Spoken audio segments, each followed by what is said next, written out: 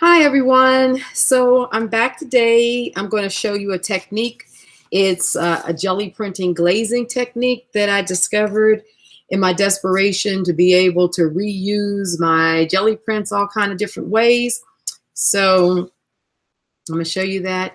Now this actually turns out to be the second taping because the first taping that I did yesterday just got so messed up that it was easier for me to redo it than to do the amount of editing that I had to do to it. So this page I did, so what I did, so which is why I'm showing it now because it becomes an example. I was showing you guys here on YouTube how to do this glazing technique that I do because as you may, some of you may know, some of you may not, I have a studio school over on Teachable, which is a $25 a month membership. But and those are people who really want to just dive deep into their art and really learn a lot and really just, they're just diving really, really deep into their art. That's what that class is about. But I also have a Patreon. So for $1 or $5, I'm doing 4 to 8 videos over there a month plus free downloadables. So this structure right here, my Gelli JunkAdori, is what I do over there like twice a week. And I have put a few of examples up here on YouTube. And so as to not sort of cross-pollinate, yeah, I'm trying to do different things for different groups because so many of you have wanted so much more of my work. But it's a commitment, you know, to do it. And I love what I'm doing. But since YouTube has changed so many of their policies, you know, creators just don't get compensated for their work like they used to. So when I first started, and I'm telling you this because I get so many, I don't get a lot of people. It's not true. Most of you guys are so, so awesome. I have such a great community of people who support my work and who love what I share. But I do get, believe it or not, those occasional people, just about every video, that will say, well, how come you're charging for stuff now? Well, you know, so I kind of get into this explanation. Oh, because first of all, I'm a working artist for more than 30 years. I've exhibited, I sell in museums, I sell in gallery shop. I'm not someone who just decided, oh, I'm going to pop on YouTube and start just doing this and all of a sudden I want to get paid. Nothing wrong with that. Nothing wrong with that. It's a lot of great channels, and I do believe artists should be compensated for their work. But I'm used to being compensated for mine. That's how I've always made my living. So when I first started YouTube, my idea was, well, YouTube will compensate me by, you know, with the commercials, ads and all that. And so I can give free stuff to people, which I love giving stuff to people.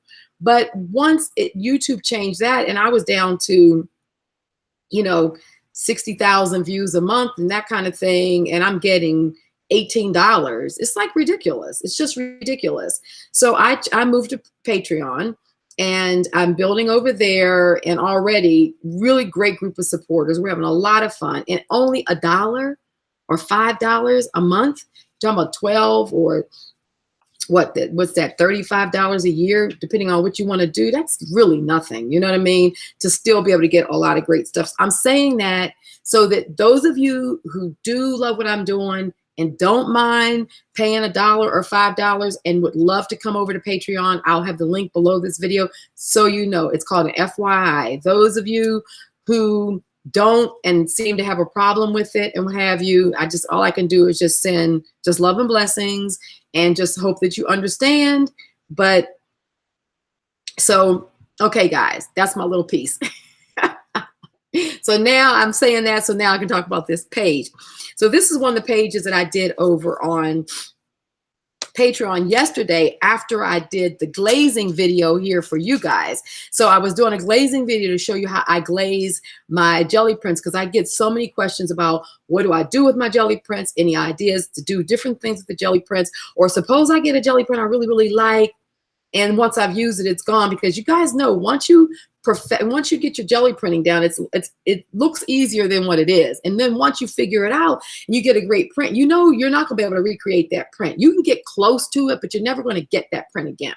So what I've started doing is I've resurrected what used to be called photocopy art. And that was a real genre like in the 80s and the 90s. And people, you know, artists exhibited in major exhibitions with their photocopy art, as well as it was used in book arts and what have you. So I thought, wow, let's bring that back, because jelly printing is an excellent way to do that. So I'm going to show you. So these browns right here that I made, that I did glazes on, which I'm going to show you guys how to do the glazing.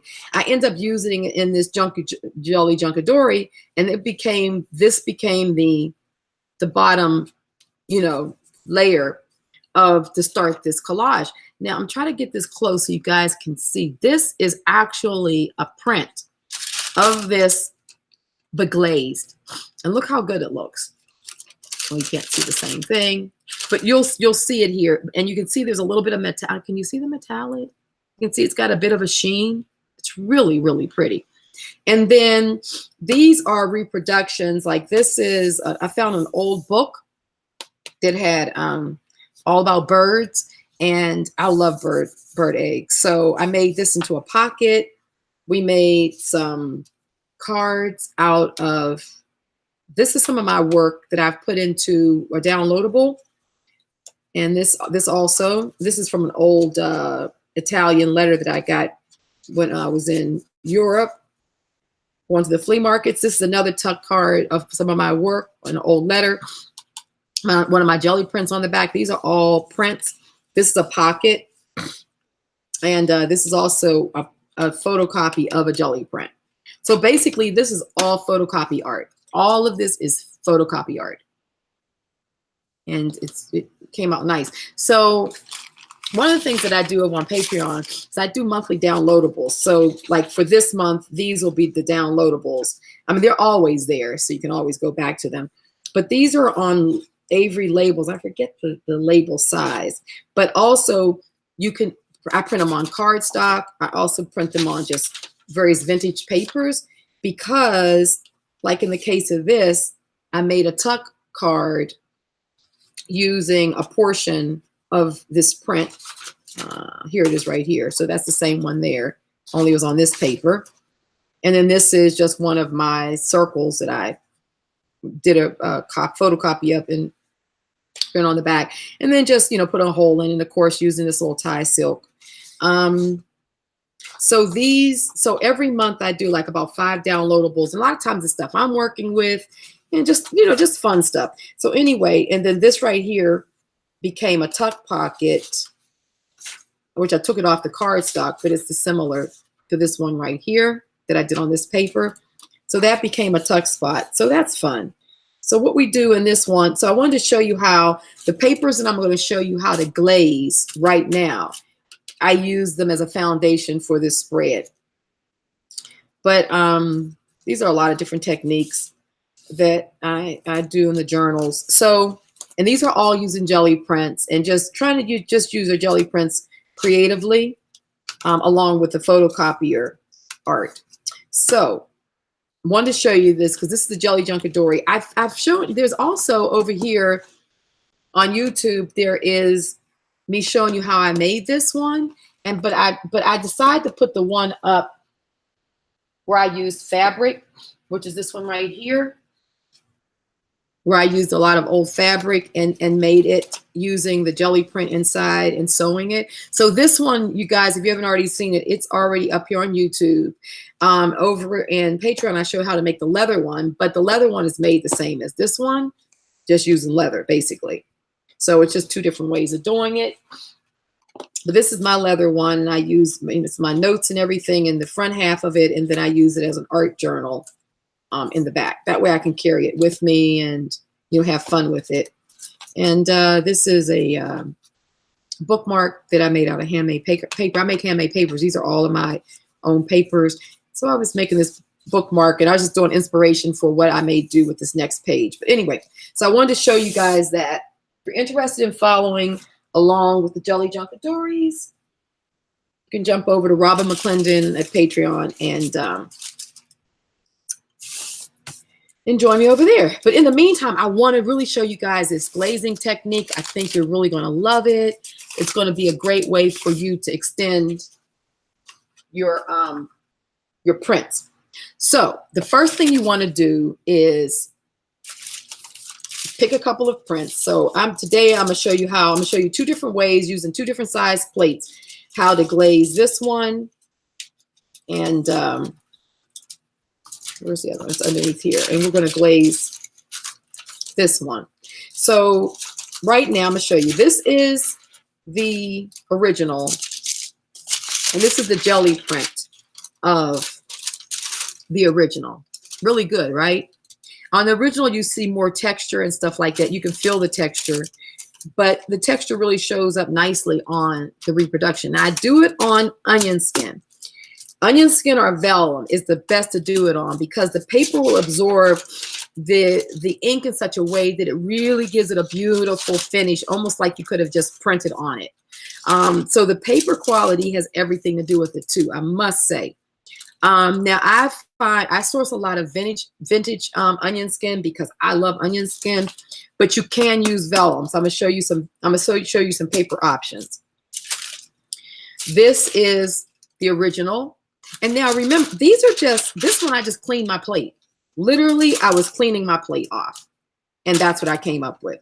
And I like, okay, well, I don't ever throw these things away. And I've learned that they make great backgrounds, which to me, this reminded me like of a tree bark or, and since I was going with a nature theme, a bird theme on this page, this background, this little tree bark, little natural kind of thing it just spoke to me. So it's amazing what these textures can be reminiscent of when you look at them and photocopy them. Okay, so this is another off printing. This is literally me just cleaning my brayer off, and then, you guys, I have this stamp, and I was really just stamping to see if it was, just trying to get a good stamp before I actually put it on the original. So I saved that too, and so this is actually the photocopy of this one. And the only difference is that you can see the layers of paint. There's some glazing on it. You see the metallics. I love using metallics. But I use these all the time without glazing.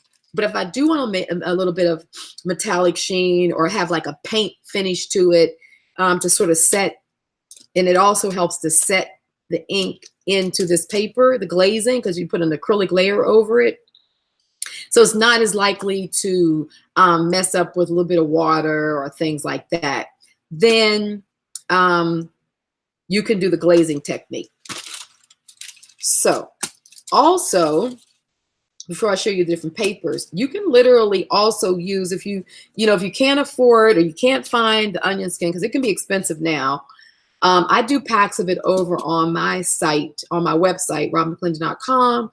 like $35, and you get over 100 sheets, 50 of the various vintage onion skins, as well as some of my other vintage papers that I use, like this old school block. I got this stuff, a couple of reams of it, so I probably got 1,000 or 1,500 sheets at a yard sale. I have not seen it since, but I put like 5 or 6 sheets of these in there so you can use them to reproduce on. If you think about always photocopying, they photocopy well, so you can use them over and over again too. So just saying that that's a place you can find them. But you can also look on Etsy and on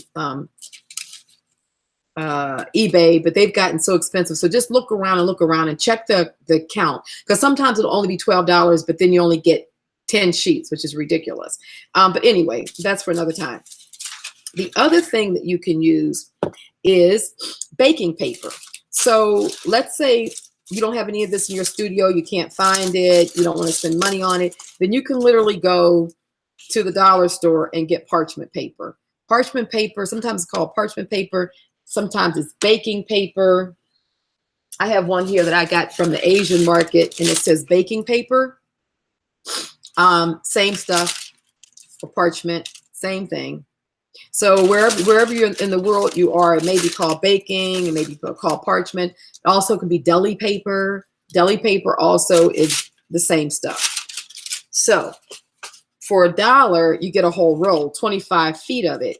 And so this is an example of where I just used it. I was painting and I was on the jelly plate, and I had painted the circle on. It was just a little bit too much. No, I think this one was the one that I first off printed where it was like a little bit too much. So I was pulling it off. And then I think once I pulled the print, I was left with this ghost. And I wanted to get rid of the ghost off the plate. So then I just put a piece of deli paper down, or the parchment paper, and pulled this circle. But once I pulled it, I'm like, oh, I can always use this as an overlay. I can play with this in terms of the photocopy art. So this is an example of that printed out. It's the same thing. This is a print of this one on onion skin. Now I can keep on printing over this. I can do some more layers of printing and maybe print some text over this circle and just keep on building up from here.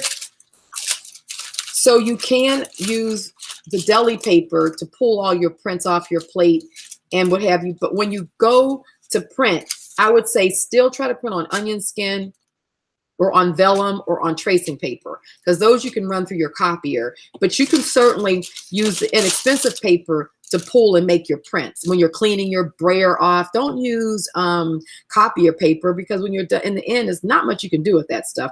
But if you use this parchment paper, it holds up. You'll still be able to, you know, reproduce it. It's just a lot more options. Even if you want to use this in your art, you can glue this down, and this looks so much better in your artwork than the photocopier paper. Okay, so what I want to show you is the difference. So I showed you the baking paper. This is an example of vintage. It's called typewriter paper, onion skin. It's 25% cotton fiber, at least in here. Then this is just an old box. Southworth was one of the companies that did a lot of this. I found this at, because I'm always looking at going to vintage stores and op shops and, you know, Salvation Army and places like that, and look in their office section. And every now and then you can run across a box of it. Every now and then I run across a box of it. So that's a great place to look. And normally there you can get it for $2, and you can get a whole box of, this one was 250 sheets. I don't think the whole box had 250 sheets in it, but it was a good 100 and something in there for a couple of dollars. So sometimes you can look up and find it. If you can't find it, or if it's still too expensive on any of the places that are selling it, these are two really good options. You can either get vellum, and this you can get at the art supply store. So vellum is nice and thin, and it will run through the copier, and it's a little bit more, it's a little thicker than onion skin or tracing paper, but it still does a beautiful job. And this is a whole pack of them. How many sheets is in this one?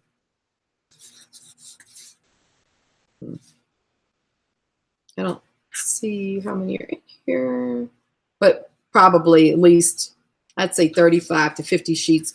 And this is probably I've had this one for a while, but this is, you know, maybe $8 to $10 or something for it. But you get a lot of sheets in here. And then if you get it someplace like Michael's and places like that, you can use your 40 or 50% off coupon. The other thing that you can use that's really, really good is tracing paper. Tracing paper is very, very close to the quality of onion skin. Very close to the quality of onion skin. And this is an old pad as well, but still it's Strathmore, and Strathmore still does this brand of tracing paper. So you can go to Michael's, same thing, use your coupon. There are 50 sheets in here, so that's a lot. So even if it's $7 or $8, you get 50 sheets for $4. That's really good. And then you can run this through the copier, and this is great stuff to do your copies on so that you can do this technique. So I really wanted to spend a little time on the paper so that you guys would know the differences when I'm saying onion skin, when I'm saying tracing or vellum, or when I'm saying parchment paper. You guys will know exactly what I'm talking about. And I wanted to spend time on that because I wanted you to know exactly where you could go to find it and all the cost options. Alrighty, so now let's go ahead and I want to show you another couple things real quick before I show you the technique. This is another example of some of my prints. Now these are some of the jelly prints, and I show how to do these in the various platforms I've told you about. So And see, these are some of my, I have to say, these are some of my more special artsy techniques. So those I'm going to put more in my school and on Patreon, because they are proprietary and I just don't want them all over the internet because I find that, you know, that becomes problematic, but I love sharing them with you guys. So you become a part of my community. I'm happy to share. So this right here is a jelly print. And this right here is a copy of it. And this is without glazing, but I went back and did a little stamp print using my small plate by actually painting the X or painting the circle on there and then stamping it. So just also look at it like that. You can literally make reproductions of prints that you like. This is just a basic nothing print. I basically cleaned the plate with this. This is what this was. And you can see also I was brayering, rolling off my thing with it. But when I was done, I'm like, I still like it. So I used it as a base for this print, which I then used in my 365-day journal. So this is the journal that I do over in the membership, where we really dive deeply into some of the different techniques and the concepts of art, the design, the principles and elements of design. So we really kind of go deep there. But this right here, this page right here was the other side of that same print. And I like to experiment in my journal. And then I did a circle print on top. So you can see how beautiful these are. You can really use these photocopy pieces. So I wanted to show you how that looked. And then the last thing I want to show you, believe it or not, this is a true story. I was working yesterday and I'm working on some large finished pieces of art. I think I can grab it so I can show you guys. So basically what I was doing is I'm working on panels that are like this. So they're like 14 by 14. And what I do is I'm layering it. So I'm doing this tan color, then I come back and do this sort of blue genie kind of indigo color.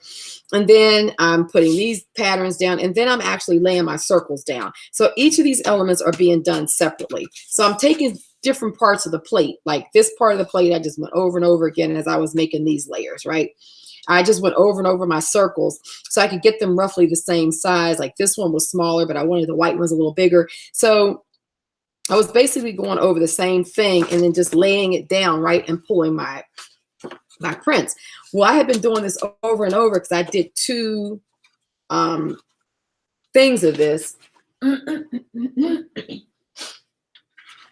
And these I do, I'll show you, these I do for working with the publishers. So when you're working with pieces that, you know, you're looking at, it's hard to see them good, but this was a different version of this one.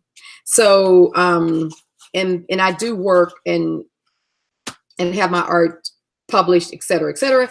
So, and I do show, and I will show some of this, how to work large scale over here on YouTube as well. But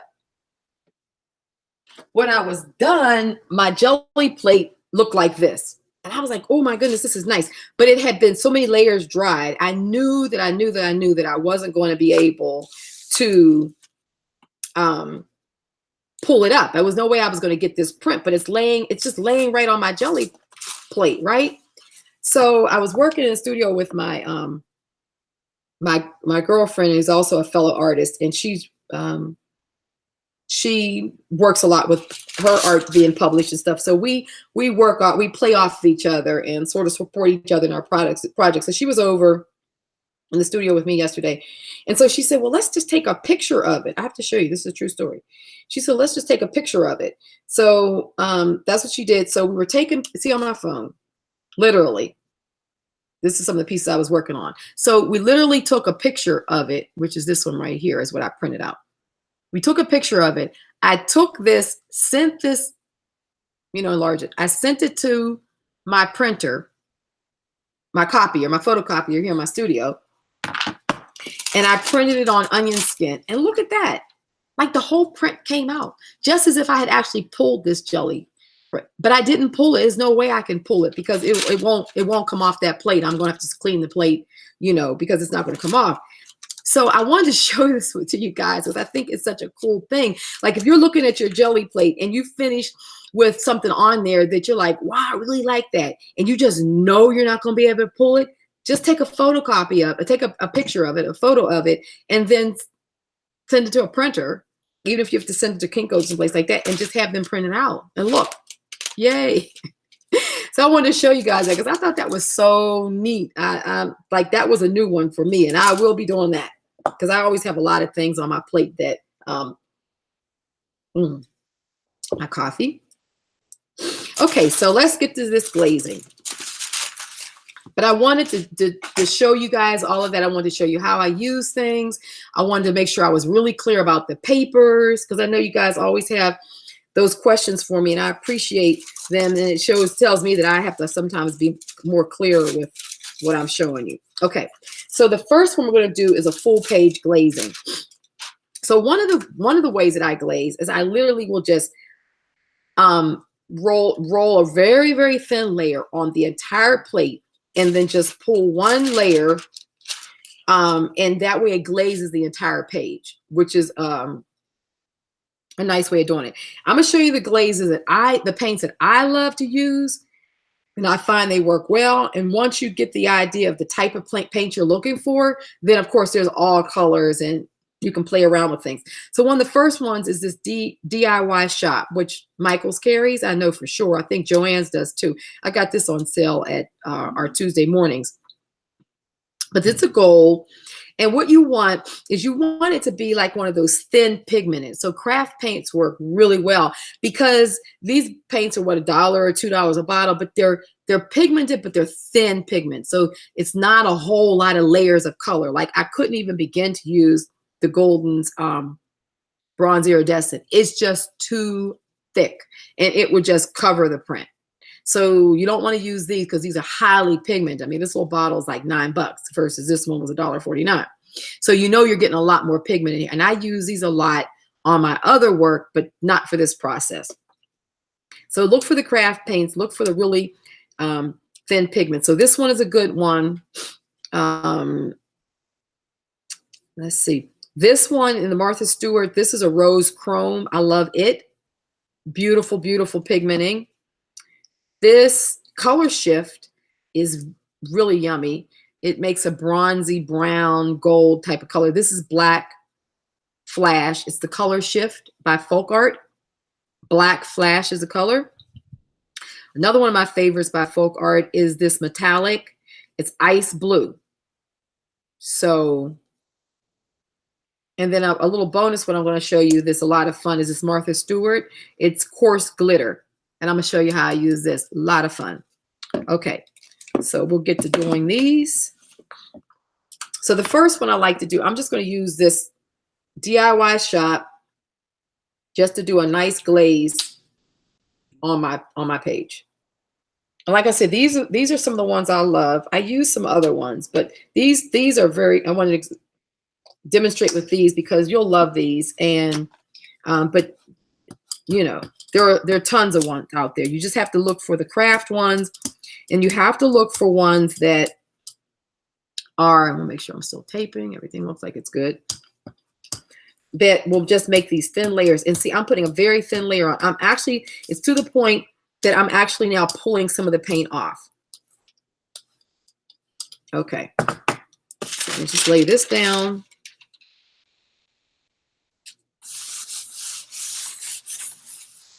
Like I'm saying, all we're doing is glazing it. And this, by being an acrylic, it does lock the paint, the ink that's on here. It locks it onto that paper so that it's not easily damaged or anything like that.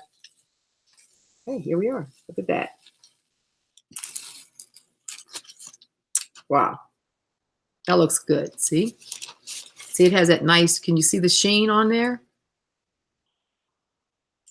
And because I got a good layer of paint on there, this is the original. This is the one that I just did the glazing on. And you can see how good it is. And even I had some extra color on it. So I already had some like little, you know, thin layers of color still laid on there. You see that? So I'm picking bits of that up So you're literally doing a glazing. I call this a glazing jelly print.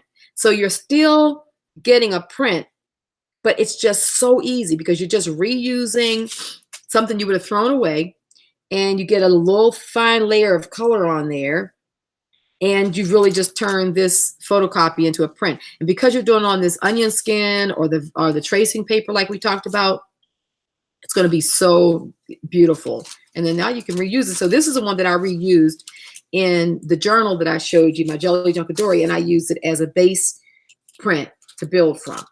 Okay, so that's one way. The other thing too is I'm always off printing my color onto like this is the parchment paper, and we can build up layers. I already have built some up here, but we can build up layers of color, and then when you're done, these very thin layers, you actually have more paper that you can glue down and have translucent layers, where if you're using the photocopier paper, that's not going to work. Okay, so now with this one, I'm going to show you a different technique that we're going to use. We're going to put this plate aside, because if you don't have a large plate, I'm going to show you how you can use this size. So any size basically will work. So sometimes what I do is I actually just do a lot of stamping around to kind of sort of mix it up and get an overlay look where I might want more than one color down.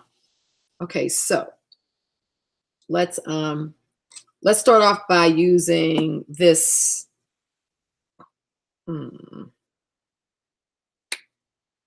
This color shift. I want you to see this. Black flash is nice. You only need a little bit, because remember, all we're doing is just building up very thin layers. So you want to ink it up, and then you're going to be, you're taking some of it off. So let's go ahead and put this. I'm going to put it over so that you can see what the color looks like on the white paper, and then you'll see what it's going to look like over top of this print. And I have a little bit of gold and stuff already on here, so bits and pieces of stuff will start coming off. Look at that. So look how that layer just completed our print. Remember, it was white there. So this is what that brownie color looks like. And over this jelly print, I got a layer of the acrylic paint, nice little glazing. It added a nice, sort of goldy dimension to it. And it actually filled in some of the print too. So you can actually go around this whole page, and we could actually complete this as a print and then use it in your journals and things like that. Okay, so let's do, let me show you this ice blue. I think I have my other one that I have opened downstairs. I have two studios. I have the one that you guys have seen me in the garage, my third bay of my garage, which I call my wet studio. And then this is up in my loft area of my home, which is where I do all my dry work, or these kind of, where I'm not using a lot of paint. Okay, so this one is the ice blue. Love, love, love it.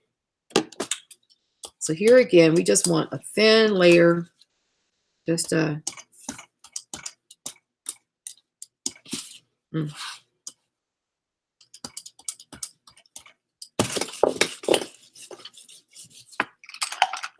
so I'm gonna do this in this top corner here, so you can see that was white. So you can see what this blue looks like. And because I have little flecks of gold still on this jelly print from where this jelly plate from where I was working before, we're going to get bits and pieces coming off. Now you see that, let me see, get the color right. You see the blue? Just a really thin, icy. So where this is more warm over here, this right here is cooler. See, that glaze is cooler. Where this right here is warmer, see? So that glazed that up nicely. And the other thing I want to show you that you can do is, we can put some more on here. Sometimes what I do is I just, too much that time. Okay. I just tap, just roll some of it off. I just tap it around on the plate too. So let's say I want a little bit more color up in that. I just put a piece of it down, but I don't put the whole thing, see? And then I might put another piece here. I just kind of tap it around like this so that I can just get little bits and pieces of color. I wanted to show you guys that. So versus having the whole bit down there.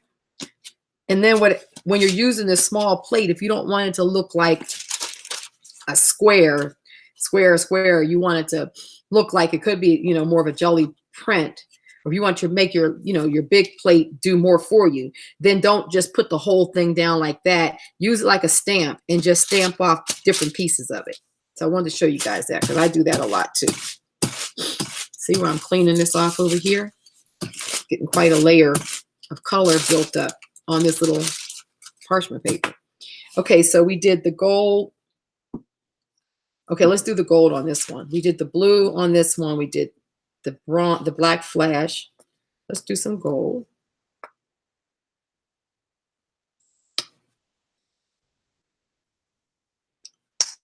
I'm getting too much. Okay, that's why I have this waste sheet there, because I won't waste the paint because it'll be building up over here. Okay, so let's do the gold down in this corner so you can see what the gold looks like.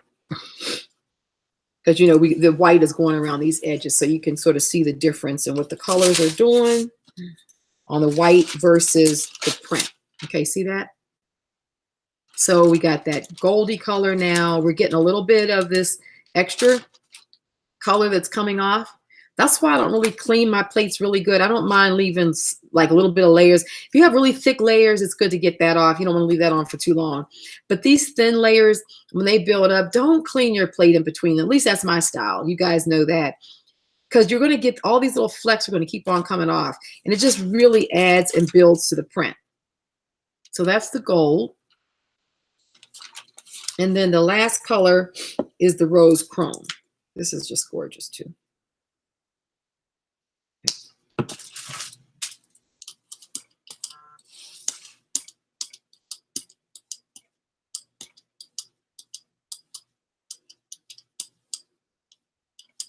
Okay. So this is the rose gold. Let's do it this way so you can see it across the bottom.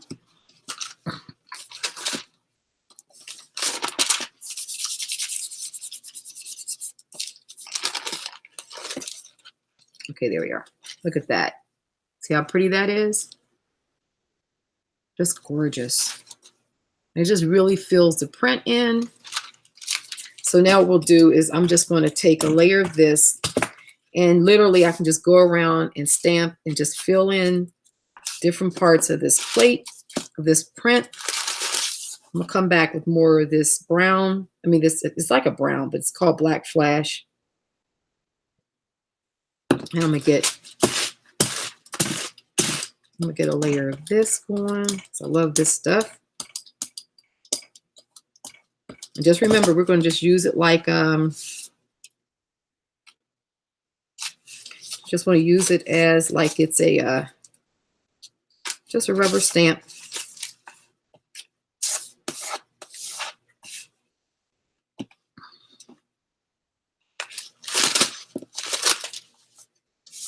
And then I'll finish it off with a little bit of this blue, the ice blue. And then this is just a glazing technique. We're literally glazing up. You can also use your brayer. A lot of times I'll just brayer off when I know that I've got thin layers on there. I'll just use the brayer. You can brayer off as well.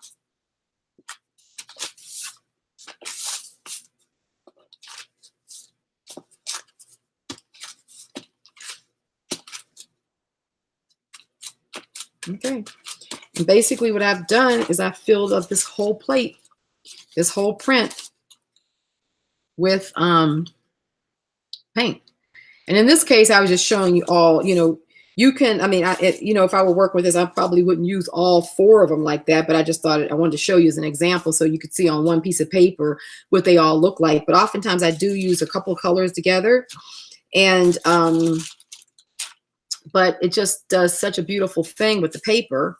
And then you can use sections of it for collaging.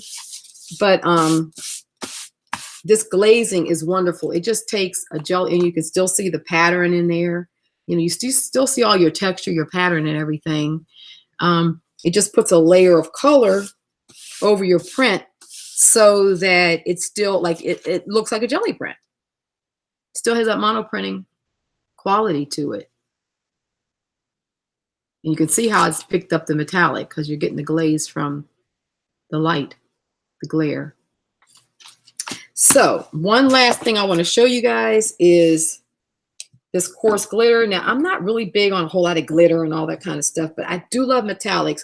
So one day I was shopping around for my paints in Michael's, and I do like Martha Stewart paints. Her metallics are excellent. So definitely try her metallics. I think you'll love them. But anyway, so I found this coarse glitter. You got to kind of really shake it well because it has like a thin, it's in a lot of polymer, you know, so you want to get it distributed because it's small pieces of glitter. But this, if you want like a little glitter, a little magic to your print, but you don't want like all this glittery, this stuff is incredible. So just put a little bit down, roll it out, and you're going to get this really thin. And you can just actually roll it on your plate. If you just want like a few little pieces of glitter, I'll show you. See how I just got those really teeny little flecks. Let me get a good look. See right there? All these little teeny flecks. Sorry, that's my little dog. He's a watchdog. It's a little Bichon, but he'll let you know anything's up. And then I can actually let me put it down here where you can see it. You can actually lay it down, do a full print with it, and see. Get this light. Okay. Come on. Get the right lighting on it because it's very subtle, but you can see it when you're working on it. I guess you guys can pretty much see what just see if I can keep on moving it.